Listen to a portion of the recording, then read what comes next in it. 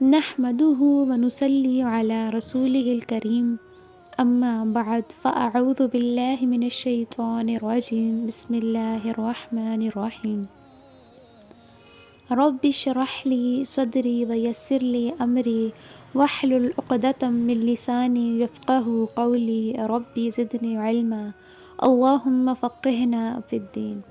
السلام علیکم ورحمۃ اللہ وبرکاتہ۔ امید ہے کہ آپ سب خیریت و عافیت سے ہوں گے۔ اللہ تبارک و تعالی آپ کی طرف بڑھنے والے ہر شر کو خیر میں بدل دے۔ آج انشاءاللہ اور آیت نمبر 28 اور 29 کی تفسیر دیکھیں گے۔ بسم اللہ الرحمن الرحیم۔ کیف تکفرون باللہ وکنتم امواتا فاحیاکم، تم کیسے کفر کرتے ہو اللہ کا حالانکہ تم مردہ تھے پھر اس نے تمہیں زندہ کیا۔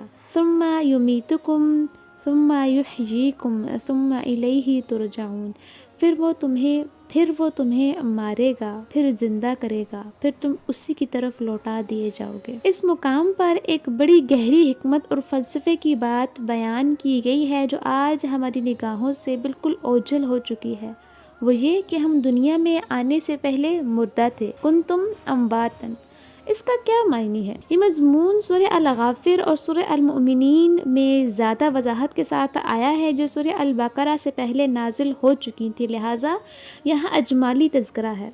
وہاں اہل جہنم کا قول ان الفاظ میں نقل ہوا، ربنا امتنا اثنتین واحییتنا اثنتین فاعترفنا بذنوبنا فہل الی خروج من سبیل۔ اے ہمارے رب، تو نے 2 مرتبہ ہم پر موت وارد کی اور 2 مرتبہ ہمیں زندہ کیا، اب ہم نے اپنے گناہوں کا اعتراف کر لیا تو اب یہاں سے نکلنے کا کوئی راستہ ہے؟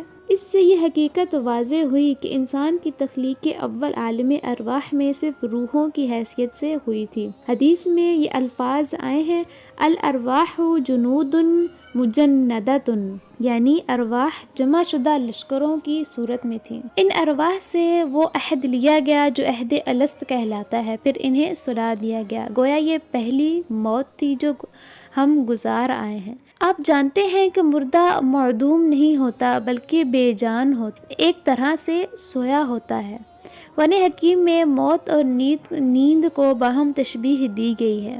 پھر دنیا میں عالم خلق کا مرحلہ آیا جس میں تناسل کے ذریعے سے اجساد انسانیہ کی تخلیق ہوتی ہے اور اس میں روح پھونکی جاتی ہے۔ حضرت عبداللہ ابن مسعود رضی اللہ عنہ سے مروی متفق علیہ حدیث کے مطابق رحم مادر میں جنین جب 4 ماہ کا ہوتا ہے تو اس میں وہ روح لا کر پھونک دی جاتی ہے، یہ گویا پہلی مرتبہ کا زندہ کیا جانا ہو گیا۔ ہم اس دنیا میں اپنے جسد کے ساتھ زندہ ہو گئے، پھر پہلی موت کی نیند سے جگا دیا گیا۔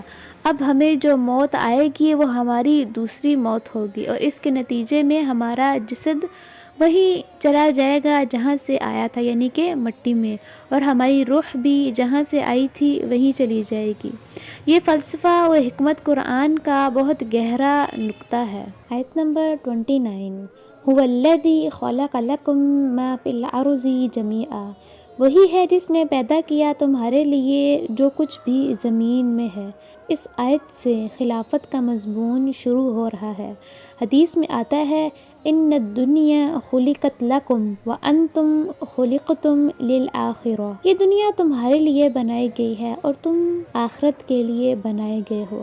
اگلی آیت میں حضرت آدم علیہ السلام کی خلافت عرضی کا ذکر ہے، گویا زمین میں جو کچھ بھی پیدا کیا گیا وہ انسان کی خلافت کے لیے پیدا کیا گیا۔ ثم استوى إلى السماء فسواهن 7 سماوات، پھر وہ متوجہ ہوا آسمانوں کی طرف اور انہیں ٹھیک ٹھیک 7 آسمانوں کی شکل میں بنا دیا۔ تو یہ آیت تاحال آیات متشابہات میں سے ہے۔ 7 آسمانوں کی کیا حقیقت ہے ہم ابھی پورے طور پر اس سے واقف نہیں، اس لیے ہم اسے نہیں چھیڑتے۔ وَهُوَ بِكُلِّ شَيْءٍ عَلِيمٌ، اور وہ ہر چیز کا علم رکھنے والا ہے، ہر چیز کا علم حقیقی اسی کے پاس ہے۔ تو یہ ہماری آج کی مختصر سی تفسیر تھی۔ کوشش کیا کریں جو سیکھے اسے اپنے عمل میں لائیں۔ نفع مند علم وہی ہے جو آپ کے عمل میں آ جائے۔ وآخر الدعوانا ان الحمد للہ رب العالمین۔ السلام علیکم ورحمۃ